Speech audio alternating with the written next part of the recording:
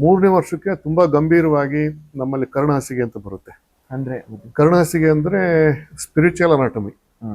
Anatomy ಅಂದ್ರೆ ಬಾಡಿಯ ಒಂದು ಶರೀರವನ್ನ ಛೇದನ ಮಾಡಿ ಆ ಶರೀರದ ಅಧ್ಯಯನವನ್ನ ಮಾಡ್ತಾರೆ ವೈದ್ಯಕೀಯ ರಂಗದೊಳಗೆ, ಅದನ್ನ ಅನಾಟಮಿ. ಮೆಡಿಕಲ್ ಅಲ್ಲಿ ಅನಾಟಮಿ ಮಾಡ್ತಾರೆ. ಬಟ್ ಇಲ್ಲಿ ನಮ್ಮಲ್ಲಿ ಸ್ಪಿರಿಚುವಲ್ ಅನಾಟಮಿ ಏನಪ್ಪಾ ಅಂತ ಹೇಳಿದ್ರೆ, ಒಬ್ಬ ಮನುಷ್ಯನ ವರ್ತನೆಗೆ ಏನು ಕಾರಣ ಆಗುತ್ತವೆ.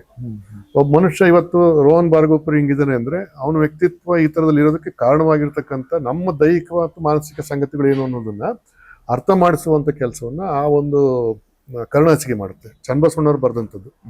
ಕರ್ಣಹಾಸಿಗೆಗೆ ನಾವು ಸ್ಪಿರಿಚುವಲ್ ಅನಾಟಮಿ ಅಂತ ಕರಿತೀವಿ. ಈಗ ಉದಾಹರಣೆಗೆ ನಮ್ಮ ಶರೀರ ಇದೆಯಲ್ಲ, ಇದು ನಮಗೆ ನೋಡಿದ್ರೆ ಇದು ನಮ್ಮ ದೇಹ ಬಾಡಿ ಅಂತೀವಿ ನಾವು ಅಷ್ಟೇ. ಬಟ್ ಈ ಬಾಡಿ ಯಾವ್ದ್ರಿಂದ ಆಗಿದೆ?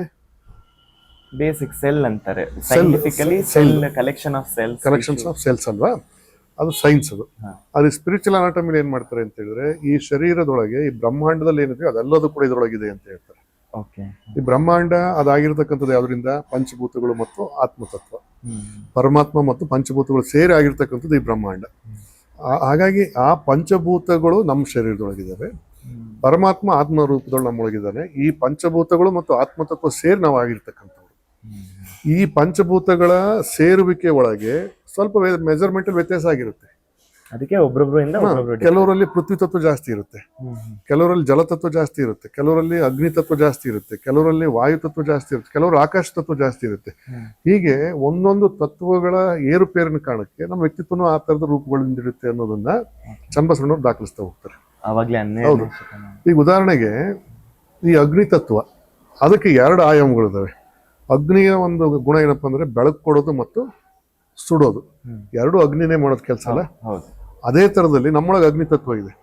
ಅಗ್ನಿ ತತ್ವ 2 ರೀತಿಯಲ್ಲಿ ವ್ಯಕ್ತ ಆಗೋದು ಹೇಗಪ್ಪ ಅಂತ ಹೇಳಿದ್ರೆ, ನಮ್ಮಲ್ಲಿ ಒಂದು ಪ್ರೀತಿಯ ರೂಪದಲ್ಲಿ ವ್ಯಕ್ತ ಆಗುತ್ತೆ, ಬೆಳಕು ಪ್ರೀತಿ ರೂಪದೊಳಗೆ ವ್ಯಕ್ತ ಆಗುತ್ತೆ. ಅದೇ ರೀತಿಯಲ್ಲಿ ಆಕ್ರೋಶದ ರೂಪದೊಳಗೆ, ಕೋಪತಾಪಗಳ ರೂಪದಲ್ಲೂ ಕೂಡ ಅಗ್ನಿ ತತ್ವ ವ್ಯಕ್ತ ಆಗುತ್ತೆ ಅಲ್ವಾ. ನಮ್ಮಲ್ಲಿ ಅಗ್ನಿ ಇಲ್ಲ ಅಂದ್ರೆ ಹೋಗ್ತೀರಾ ನೀವು ಅಲ್ವಾ? ಹಿಂಗೆ ಪ್ರತಿಯೊಂದು ತತ್ವಗಳು ಕೂಡ ನಮ್ಮೊಳಗದಾವೆ. ಅಗ್ನಿ ತತ್ವದ ಯಾವ ರೂಪ ನಮ್ಮೊಳಗೆ ಹೆಚ್ಚು ಜಾಗೃತವಾಗಿದೆ ಅನ್ನೋದ್ರ ಮೇಲೆ ನಾವು ಪ್ರೀತಿಸ್ತೀವೋ ದ್ವೇಷಿಸ್ತೀವೋ, ನಾವು ಪ್ರೀತಿಸ್ತೀವೋ ಕೋಪತಾಪಗಳನ್ನು ವ್ಯಕ್ತಪಡಿಸ್ತೀವೋ, ಇಂಥವೆಲ್ಲ ನಿರ್ಧಾರ ಆಗಿರ್ತವೆ ಅನ್ನೋದನ್ನ ಕರ್ಣಹಾಸಿಗೆ ಮೂಲಕವಾಗಿ ಚನ್ನಬಸವಣ್ಣ ಬಹಳ ಚೆನ್ನಾಗಿ ಅದನ್ನ ದಾಖಲಿಸ್ತಾ ಹೋಗ್ತಾರೆ. ಅದನ್ನ ಇವತ್ತು ನಾವು ವೆಸ್ಟರ್ನ್ ರಿಸರ್ಚ್ ಎಲ್ಲ ಇವತ್ತು ಮಾಡ್ತಾರೆ. ಚನ್ನಬಸವಣ್ಣವರು ಅದು ಅನುಭವದ ನೆಲೆ ಒಳಗೆ ಮಾಡಿದ್ರು. ಅವ್ರು ಯಾವ ಬಾಡಿ ಡಿಸೆಕ್ಟ್ ಮಾಡಕ್ ಹೋಗ್ಲಿಲ್ಲ. ಅವ್ರ ಮನುಷ್ಯನ ವರ್ತನೆಗಳನ್ನ ಬಹಳ ಸೂಕ್ಷ್ಮವಾಗಿ ಗ್ರಹಿಸ್ತಾ ಹೋಗಿ ಕಂಡುಕೊಂಡಿರ್ತಕ್ಕಂಥದ್ದನ್ನ ದಾಖಲೆ ಮಾಡಿರೋದು.